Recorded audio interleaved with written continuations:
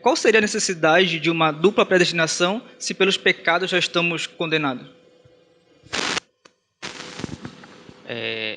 Qual a necessidade da dupla predestinação se pelos pecados já estamos condenados? Na verdade, nós estamos condenados pela imputação de Deus. Compreendemos que a condenação ela precede pela imputação de Deus por culpa, que Deus ele reprovou algumas pessoas, né?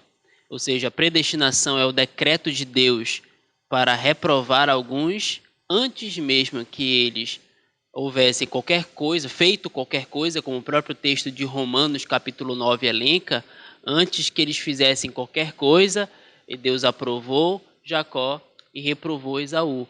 Então, eu entendo, se eu entendi bem a pergunta do irmão, eu entendo que a dupla predestinação ela é apenas a exposição desse decreto de Deus quanto às pessoas que vão ser aprovadas, os eleitos de Deus, e as pessoas que seriam reprovadas. A linha supralapsariana, ela aponta muito essa questão da reprovação, porque ela não entende que a reprovação nasce de um certo contexto em que há uma certa liberdade ou um certo arbítrio no homem durante o período da criação em que ele caiu. Na verdade, a gente entende que Deus, ele sempre, e em toda a Bíblia mostra isso, que Deus ele sempre foi controlador com relação a essas coisas. A gente percebe, por exemplo, eu posso citar o próprio caso de Judas, que foi o estudo de caso daqui, mas existem outros casos que a Bíblia, por exemplo, mostra de Deus enviando espírito maligno para condenar uma pessoa, né? A gente vai, por exemplo, lá para 1 Samuel, capítulo 24, se não me falha a memória.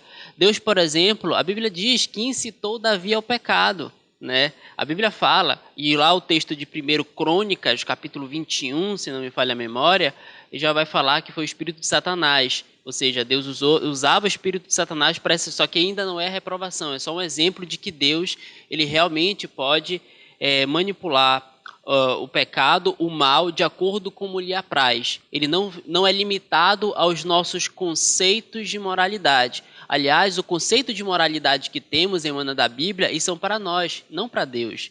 Porque, naturalmente, tudo que Deus faz, por definição, é justo, por definição é bom, e é por isso que o apóstolo Paulo faz questão de dizer em Efésios capítulo 1, segundo o beneplácito da sua vontade. Ou seja, a vontade de Deus é boa para eleger, para reprovar e também para fazer qualquer coisa que lhe apraz.